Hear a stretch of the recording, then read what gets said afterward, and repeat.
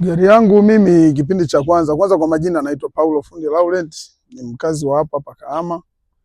Gari yangu ilikuwa na kwanza kabisa nilifungiwa garage huko za mitaani. Umeona garage za mitaani ambao kiasi kwamba walishusha engine, kwa hivyo shusha engine ya gari yangu. Gari wameirudishia lakini gari haikukata kelele. Tukafuatilia hapa tukajua exhaust haikuwa exhaust. Tumeendelea kufuatilia gari ikawa inavuma na pamoja na body. Navuma. Mwisho wa siku nikaona kwamba mbona hii kama vile changamoto yangu haijakamilika vizuri kwenye gari yangu, afu gari inavyokuwa ina hiti zaidi ya hapo inaunguruma vibaya.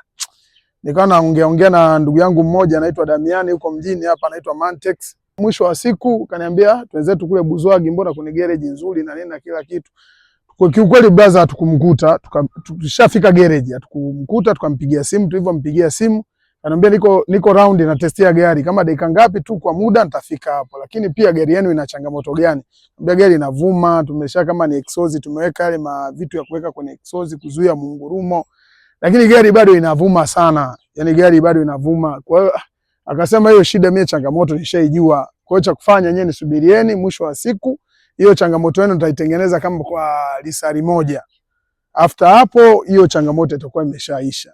Kiukweli ilinivutia. Baada ya hapo blaza akawa amefika hapo amefika hapa garage, kaangalia, akamkabidhi huyu fundi white, akanikarimu vizuri, wakatupokea vizuri, akashughulikia ile tatizo. Kiukweli ile tatizo halikujirudia tena. Kwa sasa hivi gari yangu ina changamoto ya uraji wa mafuta.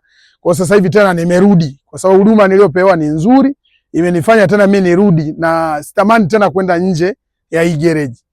Umeona? Yaani kama changamoto ipo kifedha na nini, kama niko down, niko chini, namueleza tu ni brother, kaseni wadogo zake, hivyo yani. Yaani watu wanaotafuta garage wako kweli wanahangaika na magari yao yana changamoto, imeshashindikana.